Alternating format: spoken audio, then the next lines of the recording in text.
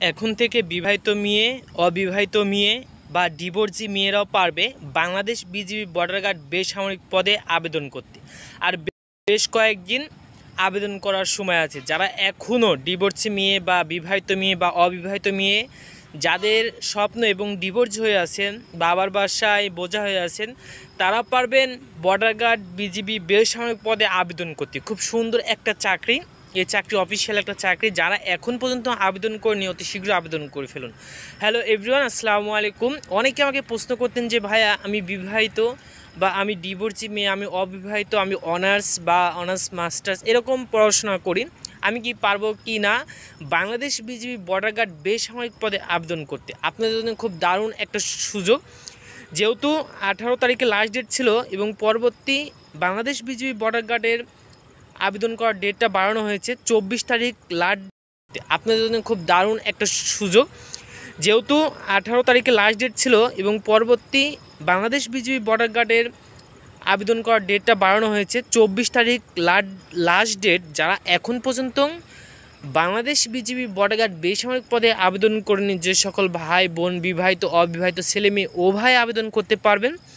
খুব দারুণ একটা সুযোগ বিবাহিত মেয়েদের জন্য, ডিভোর্সি মেয়েদের জন্য এই চাকরিটা খুব অত্যন্ত সুন্দর একটা চাকরি।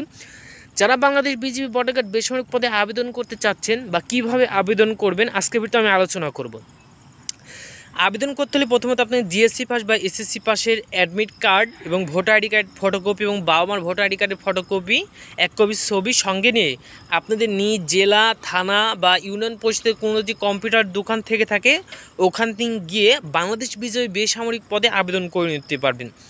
আবেদনটা কীভাবে করেন, বিভিন্ন পদ দেওয়া আছে। মেয়েদের ক্ষেত্রে যে পদটা দিয়েছে মেয়ের ওই পদে আবেদন করতে পারবে, বিবাহিত অবিবাহিত ডিভোর্সি মেয়ে সকলে ওখানে আবেদন করতে পারবে। এবং ছেলেদের ক্ষেত্রে ওই একই, ছেলেরাও পারবে, ছেলেরা বিবাহিত ছেলে অবিবাহিত ছেলে সকলেই পারবে এই ক্ষেত্রে আবেদন করতে। তো খুব দারুণ একটা সুযোগ। যারা এখন পর্যন্ত আবেদন করেন অতি শীঘ্রই গিয়ে বাংলাদেশ বিজিবি বর্ডার গার্ডের এই বেসামরিক পত্রতে আবেদন করতে পারেন। খুব সুন্দর একটা চাকরি, এখানে অফিসিয়াল কাজ।